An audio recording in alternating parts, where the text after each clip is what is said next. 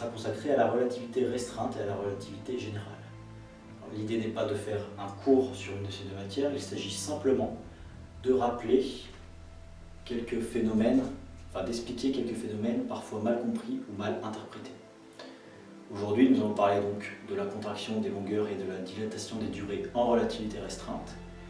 Ensuite, nous verrons l'effet qu'a un champ de gravitation sur les coordonnées temporelles en relativité générale. Et à la fin, un petit bonus, nous verrons comment interpréter ce qu'on appelle donc la courbure de l'espace-temps. Nous verrons un exemple simple d'un espace-temps courbé et comment cela s'interprète-t-il. Mais avant ça, quelques rappels. Considérons deux référentiels R et R', d'origine O et O' et d'axe x, y, z, x', y', z'. À t égale 0, O est confondu avec O', et à t égale 0+, R' est doté d'une vitesse v de norme v, suivant x'. On a alors le changement de coordonnées suivant x' est égal à x moins v fois t. Je peux aussi écrire, imaginons un point M dans le référentiel R, à un instant T1, qui a une abscisse x1. J'écris donc x'1 est égal à x1 moins vt1. Un peu plus tard, ce point M, toujours dans le référentiel R, à un temps t2, et une abscisse x2. Je peux donc écrire également x'2 est égal à x2 moins vt2. Je peux soustraire cette équation à celle-là. J'ai alors x'2 moins x'1 est égal à x2 moins x1 moins v facteur de t2 moins t1. Cette différence de coordonnées en prime x et t, je note ça delta x' est égal à delta x moins v delta t. Ça ne change absolument rien, mais je préfère introduire dès maintenant cette notation. Et maintenant, on va travailler que avec des différences de coordonnées. Si le temps entre t1 et t2 tend vers 0, alors la distance entre x1 et x2 tend vers 0. Et on peut alors diviser tout ça par delta t. Et delta x' divisé par delta t', ça va être une vitesse qu'on va noter v'. V' est égal à delta x divisé par delta t, je divise tout par delta t, est une vitesse dans le référentiel R qu'on va noter v. Ici, il reste moins v. On trouve une relation, ce qu'on appelle la relation des vitesses, sur ce type de changement de coordonnées.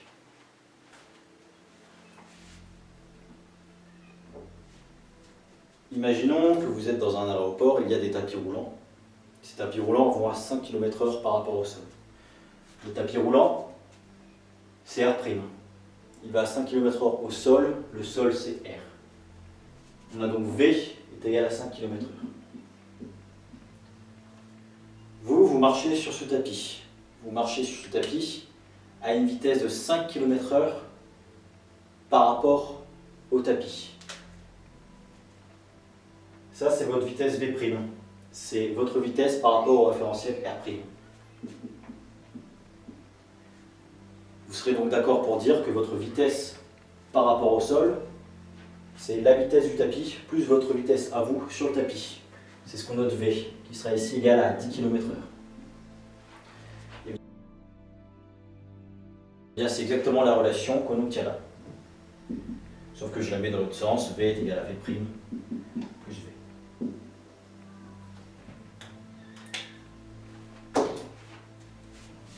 Ce premier rappel est terminé. Passons un peu plus dans le vif du sujet avec un petit rappel sur la relativité restreinte. La situation est la même que précédemment. Nous avons donc deux référentiels, R et R'. R' est doté d'une vitesse V constante suivant la direction des x ou x'. Voici donc les changements de coordonnées que l'on doit utiliser en relativité restreinte. c'est la transformation dite de Lorentz. Première surprise, nous avons l'apparition d'un temps T'. C'est le temps dans le référentiel R'. Donc, en effet, en relativité restreinte, chaque référentiel a sa propre coordonnée temporelle. Nous voyons donc que les coordonnées temporelles et les coordonnées spatiales sont mélangées les unes aux autres. Seulement donc dans la direction X. On peut voir qu'il n'y a aucun effet sur Y et Z.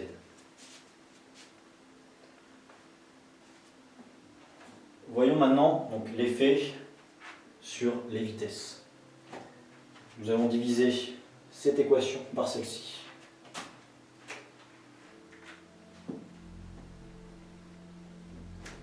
J'ai donc delta x' divisé par c delta t' est égal, donc les gammas se simplifient, delta x moins v delta t divisé par c delta t moins v sur c delta x. Je vais diviser tout ça et tout ça par delta t. Delta x divisé par delta t', c'est ce que nous appellerons v', la vitesse dans le référentiel R'. V' sur c est égal à delta x divisé par delta t, c'est ce qu'on va appeler v, la vitesse dans le référentiel R. V moins v delta t sur delta t, v, divisé par c moins grand V, petit v sur c. On va mettre le ci qui est ici en facteur. Donc un carré ici, un 1 ici. Les deux c là se suppriment.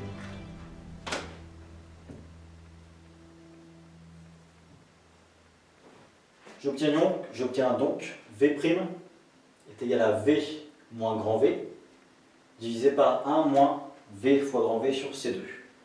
Pour rappel, dans la transformation galiléenne, la transformation classique, on avait seulement V' est égal à V moins grand V. C'est donc celle-ci qui est véritable.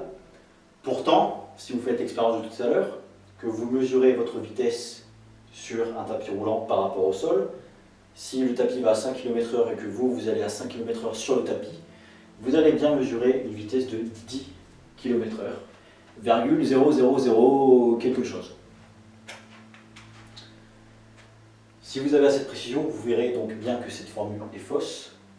Seulement, si la vitesse du référentiel R' et que votre propre vitesse sont très inférieures à C, si on a V très inférieur à C, on peut voir que ce terme-là disparaît. Grand V fois petit v divisé par C2, C2 on est à 9, 10 puissance 16, donc si ça c'est petit devant C, ce terme n'existe plus. Et on retrouve bien la transformation des vitesses classique. Les rappels sont terminés, on va maintenant passer à la dilatation des temps en relativité restreinte. Nous allons maintenant utiliser cette formule, C delta t' est égal à gamma, facteur de C delta t moins V sur C delta x, pour nous intéresser à la dilatation des temps. Pour rappel, gamma est un nombre positif supérieur ou égal à 1, qui dépend donc de la vitesse du référentiel R'. Plus V est grand, plus gamma est grand. Dans toute la suite, nous allons considérer que le référentiel R' va à une vitesse plusieurs dixièmes fois C, de telle sorte que gamma égale 5. Imaginons que nous soyons sur un quai avec une petite horloge dans la main, tic-tac, tic-tac, tic-tac, et nous regardons donc des trains à grande vitesse, des trains très futuristes, passer à quelques dixièmes de fois la vitesse de la lumière. Et nous allons faire donc des mesures de temps grâce à notre horloge. Nous allons rester immobiles dans le référentiel R, immobile par rapport à notre horloge. Donc, pour nous, delta x, la différence de coordonnées spatiales, vaut 0. Ce qui nous entraîne donc à la formule suivante. Delta t' est égal à gamma delta t. Nous avons donc là une différence de coordonnées temporelles dans R' par rapport à une différence de coordonnées temporelles dans R. Mais alors ça, qu'est-ce que ça veut dire? Je vais maintenant vous raconter l'histoire de Billy et de Sarah. Il s'agit d'un jeune couple. Ils sont éperdument amoureux l'un de l'autre et ont des hobbies un peu spéciaux. Ils aiment mesurer des temps et des distances. Ils se rendent alors chez leur horloger et achètent 2 horloges identiques. Celles-ci émettent un petit signal lumineux toutes les secondes ou toutes les unités de temps, peu importe. Billy garde une horloge, Sarah garde l'autre. Arrive alors le crépuscule, et bien que Sarah aurait adoré rester un peu plus avec Billy, elle doit malheureusement prendre son train. Il s'agit d'un train futuriste qui va à 0xc, de telle sorte que gamma soit égal à 5.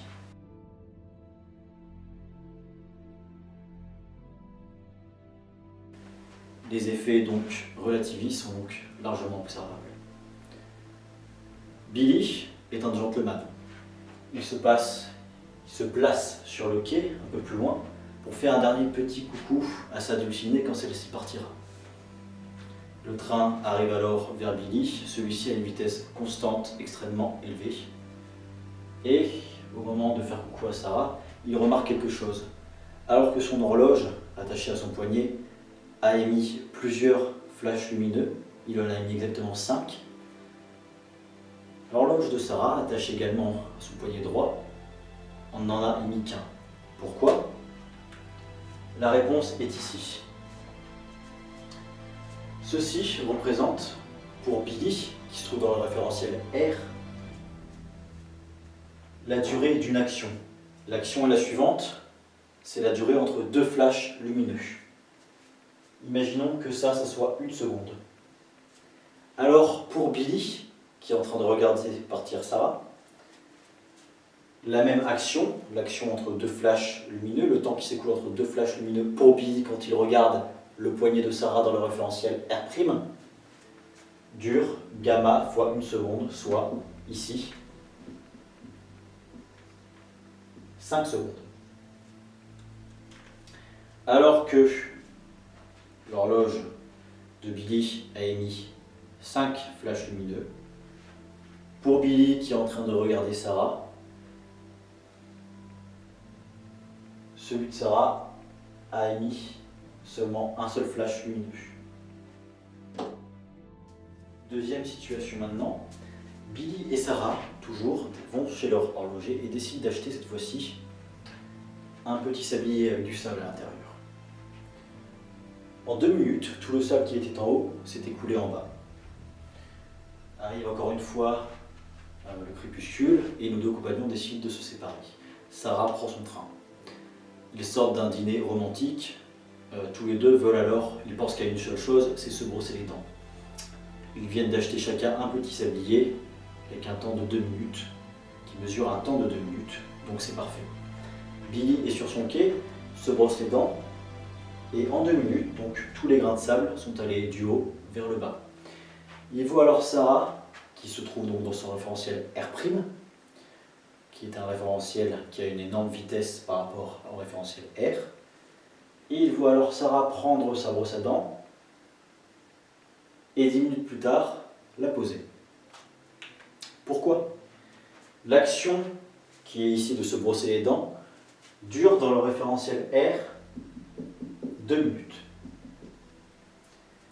Elle dure donc dans le référentiel R', gamma fois 2 minutes, 10 minutes.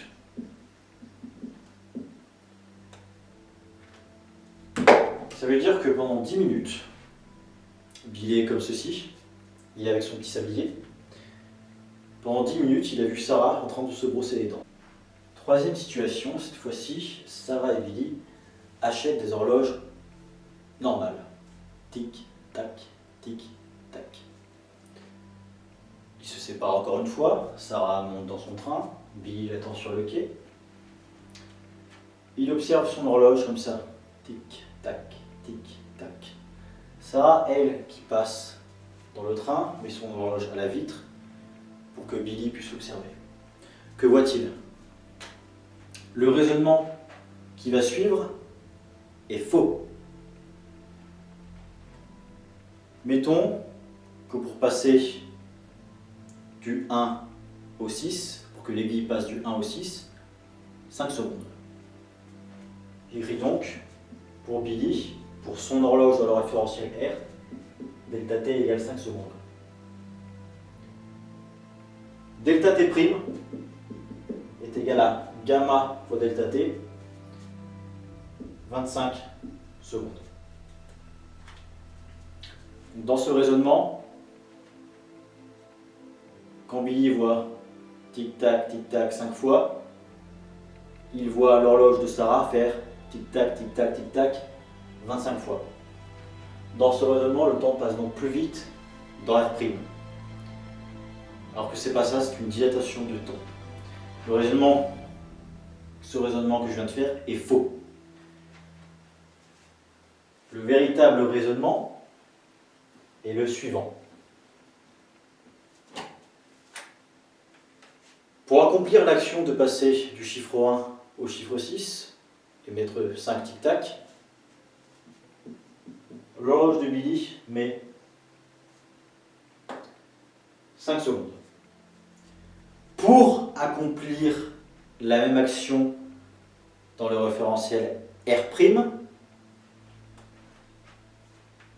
il faut gamma fois plus de temps. Il faut delta' est égal à 25 secondes.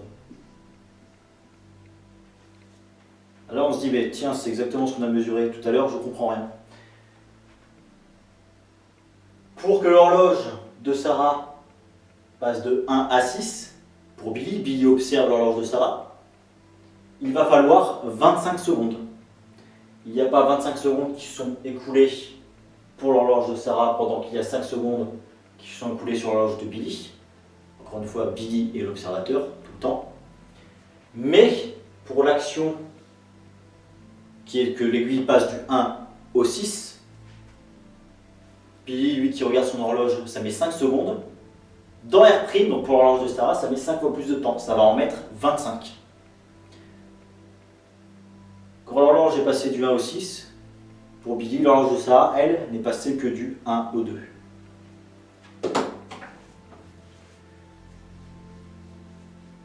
On va maintenant passer à la contraction des longueurs.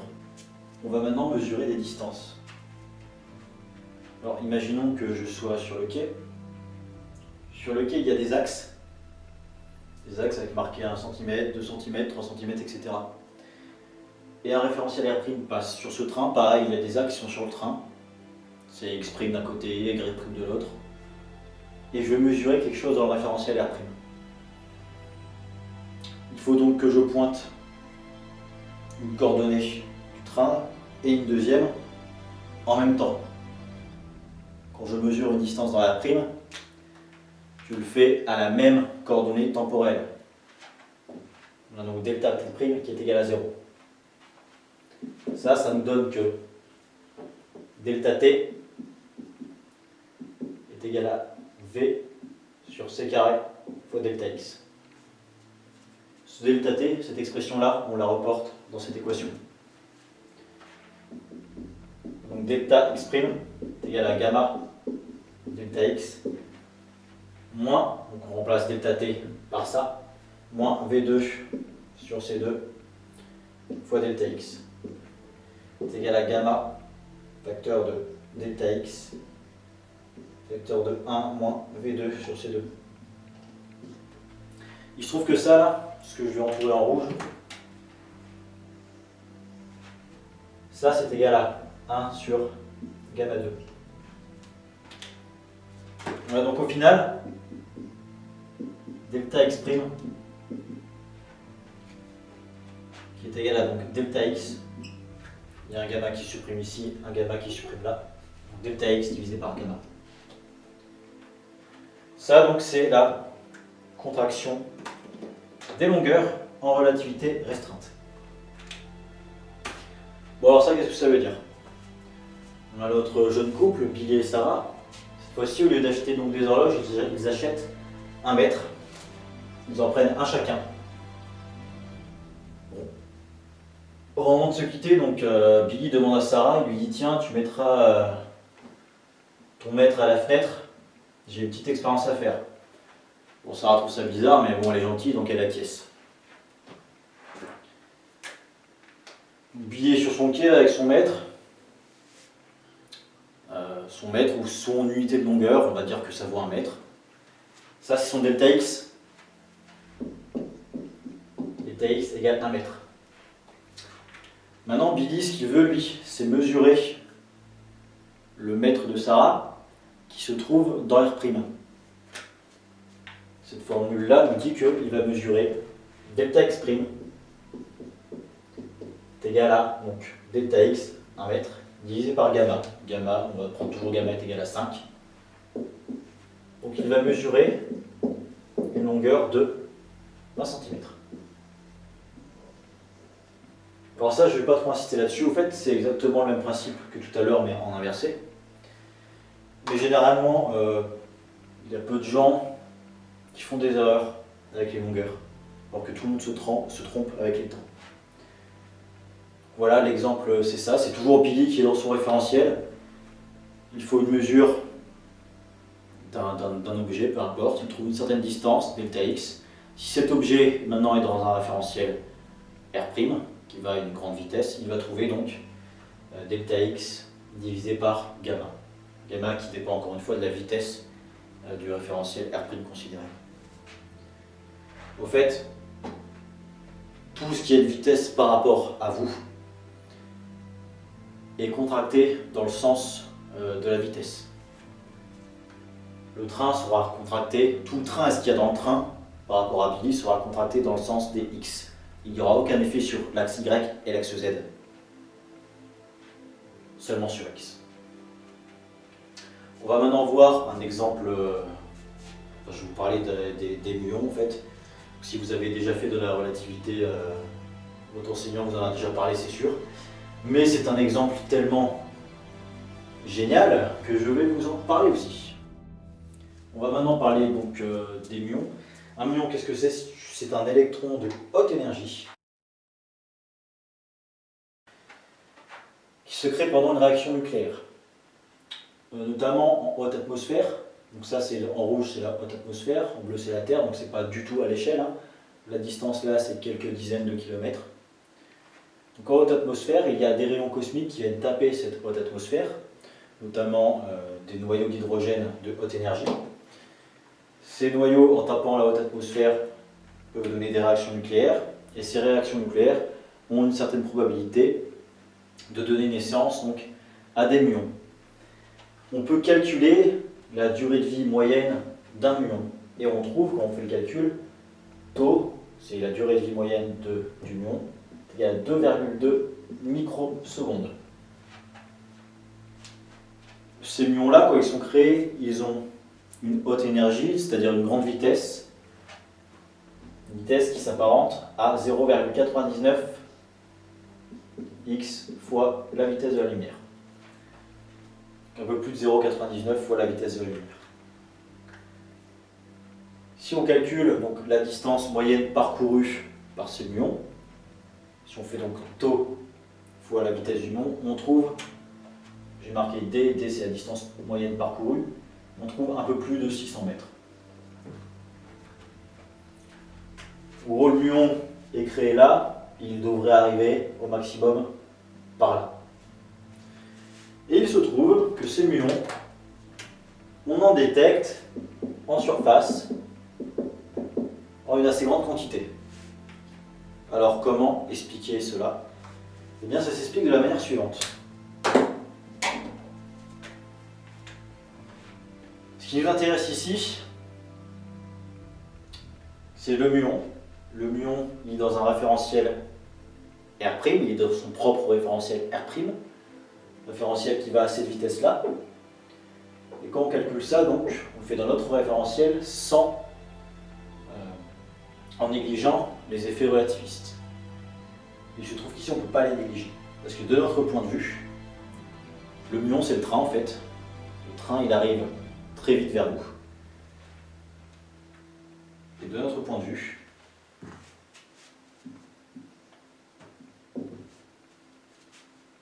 donc delta t, c'est l'action c'est la durée que met le muon pour aller d'un point A à un point B. Delta t est égal à 2,2 microsecondes. Donc ça, c'est pour le muon. Ça, c'est dans le référentiel du muon. Mais pour nous, qui sommes immobiles par rapport au muon, on calcule une nouvelle durée de vie de delta t' est égale à gamma fois delta t. Alors dans cette situation, il se trouve que gamma c'est à peu près 30. Et donc on trouve une nouvelle durée de vie de prime de un peu plus de 60 microsecondes pour le muon. Et en revanche, en 60 microsecondes, il peut parcourir plusieurs dizaines de kilomètres. Je répète, pour le muon, si on était dans le même référentiel que le muon, si on était immobile par rapport à le muon, si le muon était immobile par rapport à nous, peu importe. La durée de vie du muon, pour nous, qui sommes immobiles par rapport à lui, serait bien de 2,2 microsecondes. En revanche, le muon se trouve dans un référentiel R' par rapport à nous. Donc pour nous, sa durée de vie, pour nous qui sommes immobiles par rapport à lui, on calcule donc sa durée de vie, delta t', est égale à gamma fois delta t. Environ donc 60 microsecondes en moyenne. Et de ce fait, en 60 microsecondes, le muon peut parcourir donc une grande distance et arriver proche de la surface terrestre. La question est, mais du coup, pour quelqu'un qui est immobile à côté du muon, quelqu'un qui va à la vitesse du muon, ou même quelqu'un qui chevauche le muon, qui est sur un muon comme ça, pour lui, la durée de vie du muon est bien 2,2 microsecondes. Alors comment ça se fait qu'il parcourt une telle distance? Eh bien parce que, si un jour vous chevauchez un muon, que vous allez à 0,99 c vers la Terre, vous aurez l'impression que la Terre s'approche de vous à quasiment la vitesse de la lumière. Pour vous, à ce moment-là, la Terre, ce sera le train de tout à l'heure. Tout ça là, hop, ça se déplace vers vous à une grande vitesse. Donc, tout ça et tout ce qui se trouve à l'intérieur, en fait, donc, toute l'atmosphère de la Terre, toute cette distance-là, distance que je vais appeler grand D, et bien pour vous, ça, c'est égal à... pour vous, cette distance-là, ça vaut petit d qui est égal à grand D sur gamma. Vous voyez la Terre qui s'avance vers vous à une vitesse très élevée, donc il y a une vitesse importante, donc tout ce qui se trouve, toutes les distances qui se trouvent dans ce référentiel lié à la Terre sont réduites d'un facteur gamma.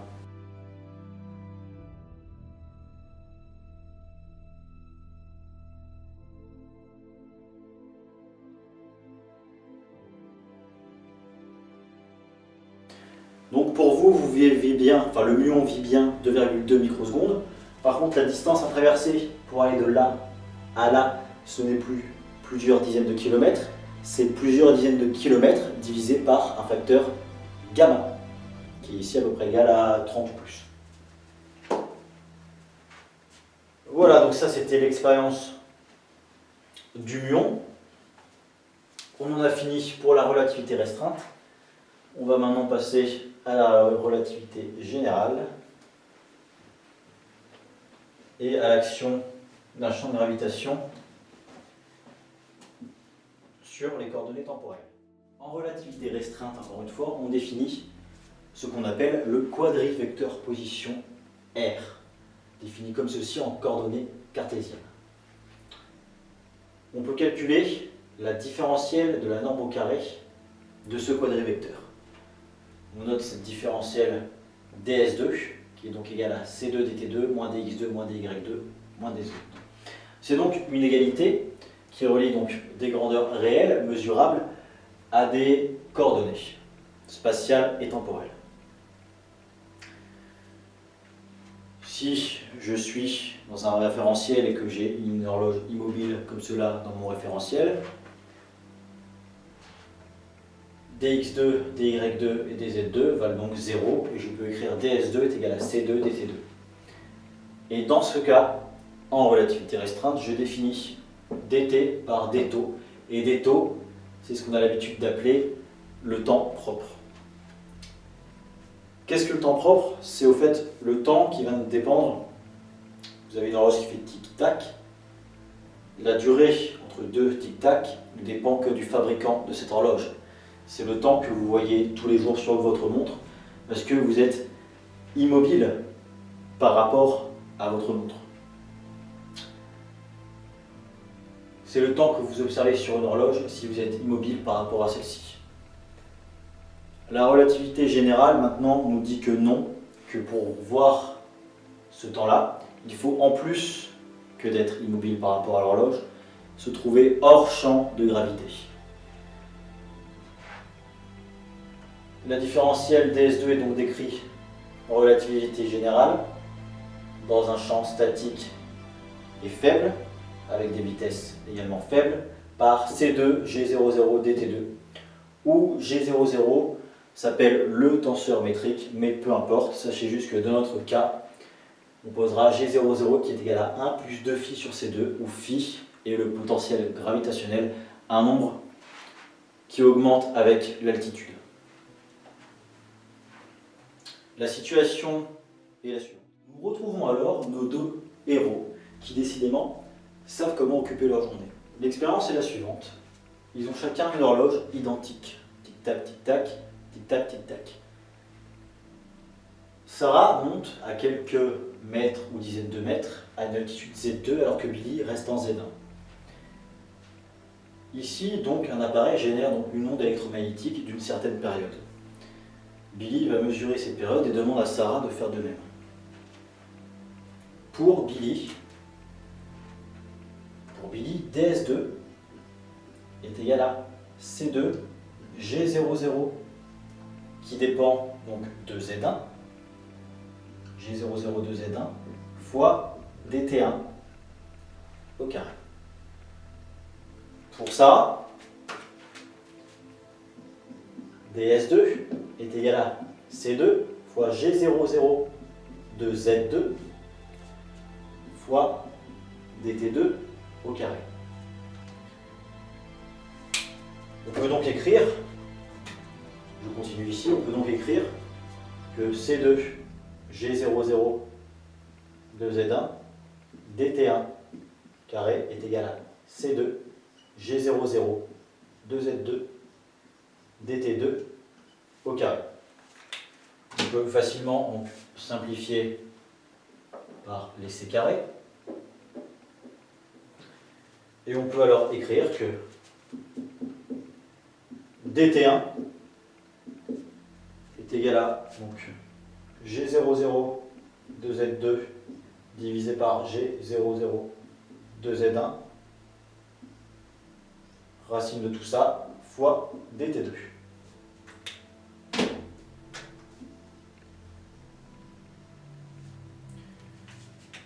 Je rappelle que G00 est égal à 1 plus 2 phi sur c carré, avec phi le potentiel gravitationnel, plus l'altitude est élevée, plus phi est grand. Donc Z2 étant plus grand que Z1, G00 de Z2 est plus grand que G00 de Z1. Ce nombre-là, que je vais noter alpha, est positif. On a donc dt1 est égal à alpha, un nombre positif, plus grand que 1, dt2. Oui, dans la question, c'était pas de savoir si c'était positif ou pas, d'ailleurs, c'était de savoir si ça c'était plus grand que 1 ou plus petit que 1. Mais alors ça, qu'est-ce que ça veut dire?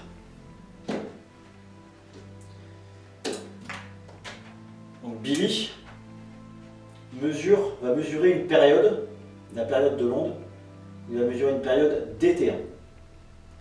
La période, on va dire que dt1 vaut 1 seconde. Je vais le noter ici. dt1 est égal à 1 seconde.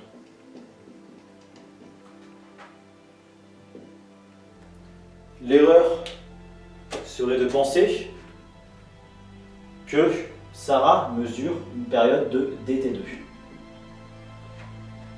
C'est faux, Sarah ne mesure pas du tout dt2. L'onde, qu'elle soit ici ou ici, n'a pas changé. Sarah mesure dt1.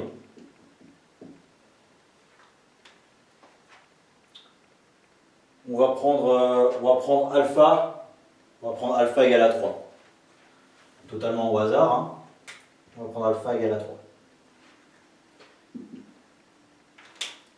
Sarah mesure dt1. Sauf que pour elle, dt1, c'est égal à 3 fois dt2. Et si l'horloge de Billy,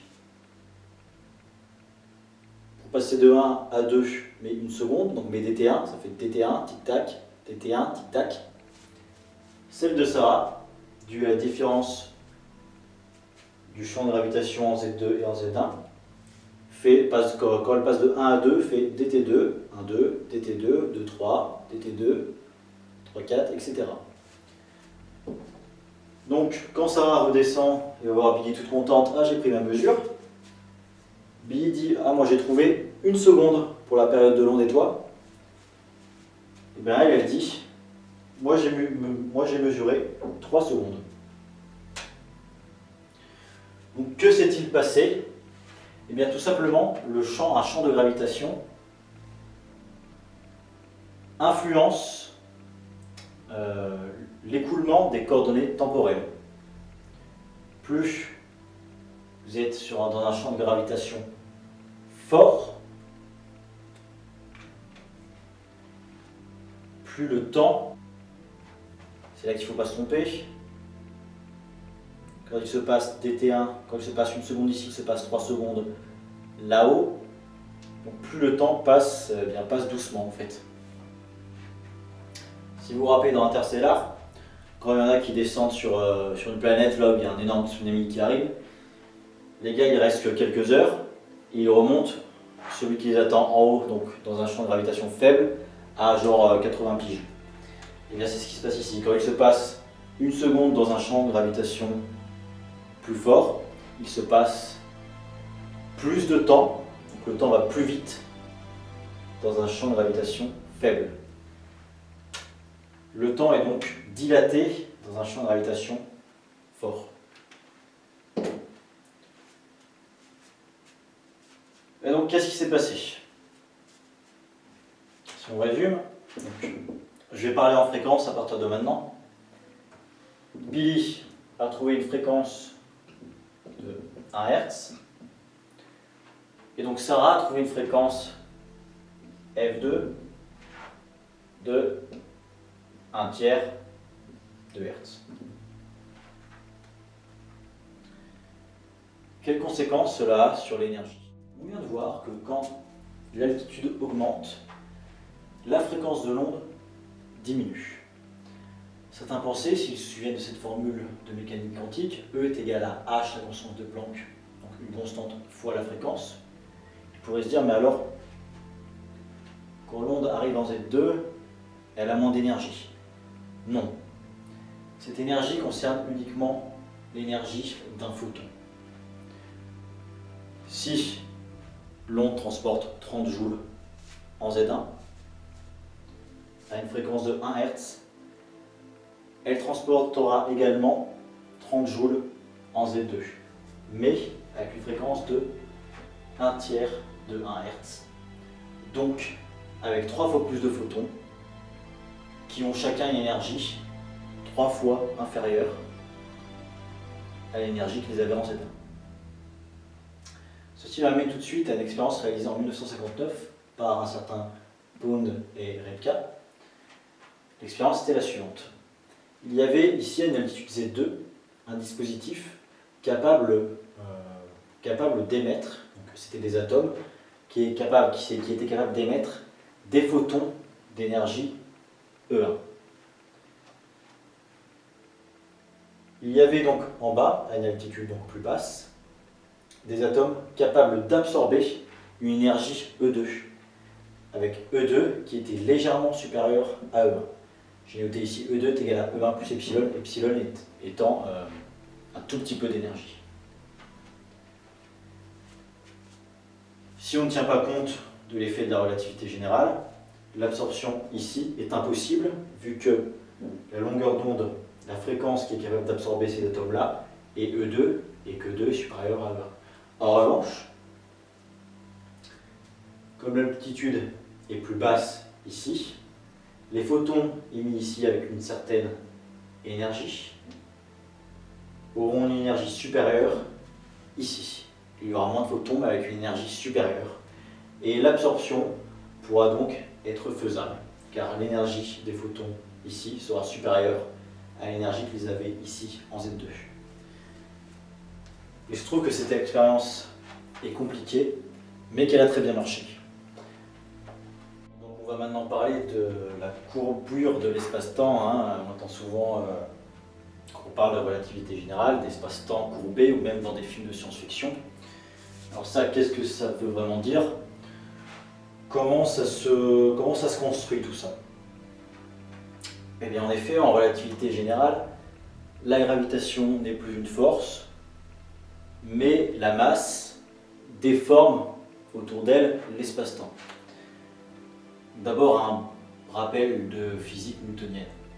On va considérer deux masses, une première M1, une deuxième M2.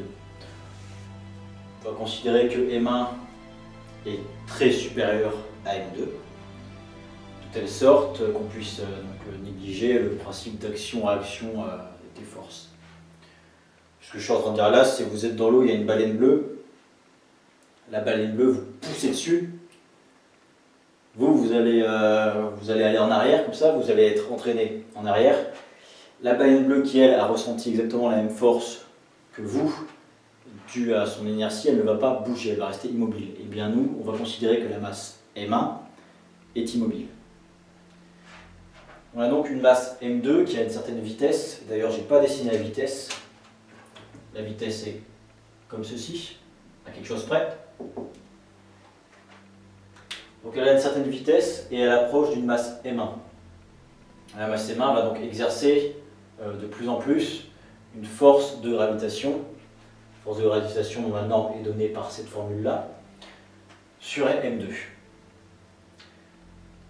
Donc si M2 avec une vitesse comme cela, que la force s'exerce comme ceci, il va avoir une sorte de début de trajectoire circulaire ou elliptique, et va donc apparaître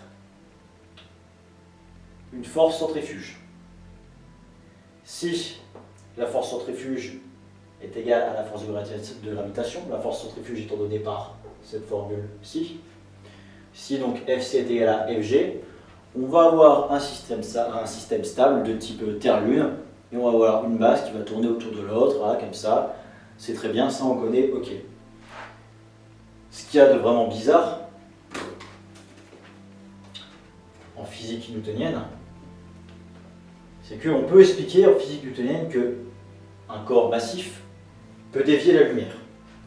Une force peut s'exercer sur quelque chose qui a une masse nulle.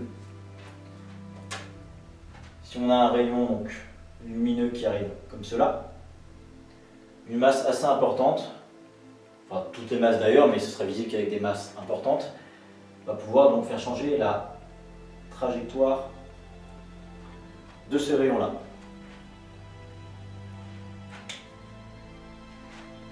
La lumière a une masse m est égale à 0, mais quand on applique le principe fondamental de la dynamique, on voit que les masses m peuvent se simplifier, et donc on peut comprendre en physique newtonienne qu'un objet massif, qu'une force même puisse s'exercer sur un objet qui n'a pas de masse. Ça c'est quand même bizarre. Et il se trouve que ce même phénomène, il s'explique avec la relativité générale d'une façon relativement simple, et cette fois-ci sans faire appel à une force, et ça c'est bien. On va considérer donc une onde électromagnétique. Ça c'est un fond d'onde. Dans le plan qui coupe le tableau comme ceci, l'amplitude de l'onde est la même partout. Donc c'est une onde classique, plane, progressive, transverse électrique, tout ce que vous voulez, qui se propage donc dans ce sens. Je peux appliquer, elle se déplace, je vais le noter ici, dans le sens X, hop, comme ça. Je peux appliquer le principe de Huygens. Je vais donc dessiner ce qu'on va appeler des petites sources secondaires. Et chaque source secondaire va émettre ce qu'on appelle une ondelette, une onde sphérique autour d'elle. Je vais dessiner ça en vert. Cette petite source ici, hop, émet une ondelette. La deuxième aussi, la troisième aussi, etc.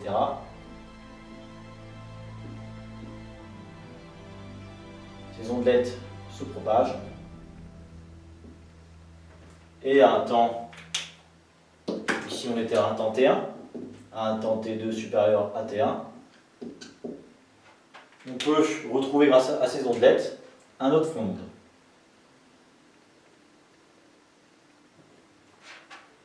Qui se propage toujours dans cette direction. Ça, c'est quand il n'y a pas de masse. Donc, la lumière se propage en ligne droite, aucun souci.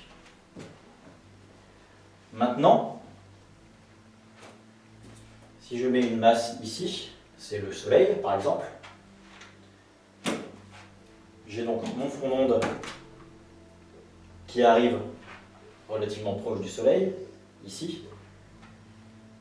Le champ de gravitation est plus fort ici que là.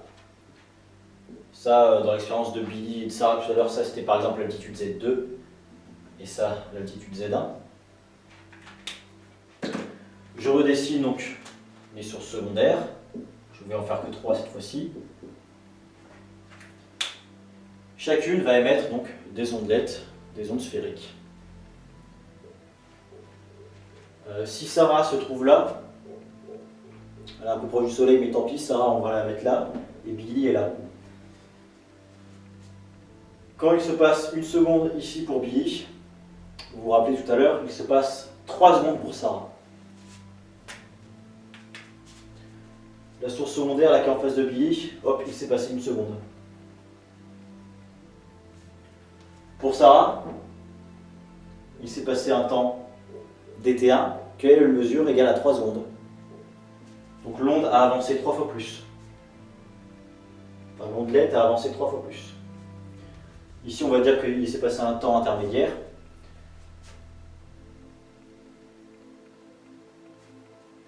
Maintenant, je trace mon front d'onde, qui est non plus, qui est cette fois-ci, comme ceci, qui est très mal tracé et qui est comme ceci. Avec la direction de propagation de la lumière qui est toujours perpendiculaire au front d'onde. On a réussi à expliquer sans utiliser de force, en utilisant donc, le fait que la gravitation a un effet sur les coordonnées temporelles, mais que l'onde tourne.